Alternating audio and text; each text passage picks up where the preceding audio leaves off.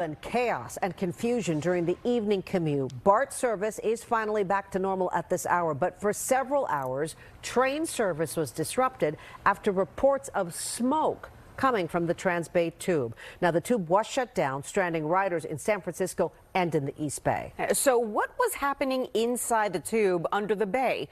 We begin with NBC Bay Area's Pete Serratos at the West Oakland BART station. And Pete, it was a long night for a lot of people. We're here in West Oakland where some passengers are expressing frustration with that major delay in BART service tonight. The Transbay tube shutting down at the height of the evening commute at the start of a busy holiday weekend. Now, I want to show you guys some video from earlier this evening. You had people stuck on both sides of the bay in San Francisco, where several San Francisco fire engines were called out to the Embarcadero station around 5:30 p.m. due to the smoke coming out of the Transbay tube.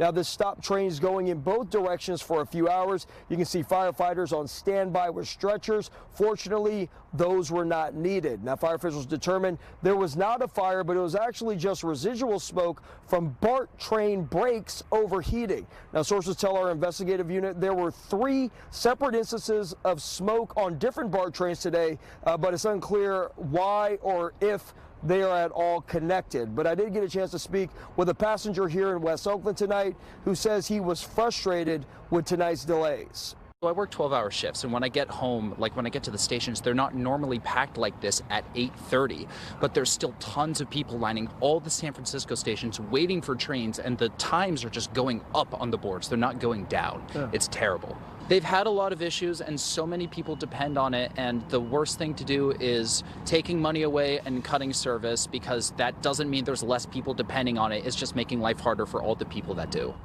Now, service is back to normal at this hour, and it doesn't appear that this incident will have any impact on BART train service heading into the holiday weekend. In West Oakland, Pete Serratos, NBC Bay Area News. Okay, thank you very much, Pete. We want to bring in our investigative reporter, Jackson Vanderbecker. Now, I know, Jackson, I know you've been looking into problems with the BART system for more than a decade. Let's talk about that smoke. What do you know so far about that? Because that sounds unnerving. Well, we know the smoke was tied to the brakes, and these brakes that BART have, they have several layers of activity. There's a primary brake, and then there's a backup or emergency brake, and then there's what they call a fail-safe brake. And we've talked to people with BART and knowledge of the system, and they say there's a couple of logical conclusions they can draw. Either there's some sort of software glitch, which has happened in the past, or there could be impurities in the brake fluid, which can also lead to overheating. So those are 2 leading theories. And there have been other problems in the past. So, right now, I think they're just trying to gather the evidence to figure out what exactly went wrong here. Yeah, but Jackson, you've been looking at the issue of brakes with BART for a long time now. It seems to be a at least consistent issue every once in a while. Well, they've had problems with wet weather.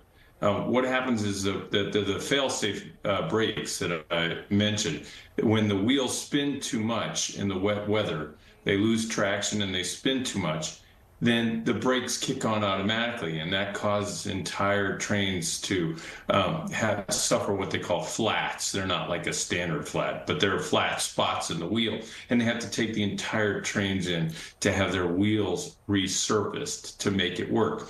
So that problem's been chronic for a number of years during wet weather.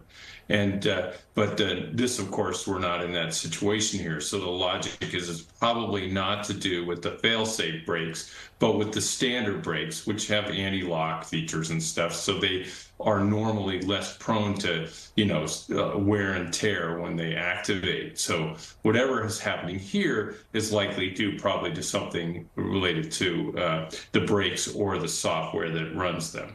All right, and I'm sure we'll know more in the coming days as you keep asking questions. Thank you.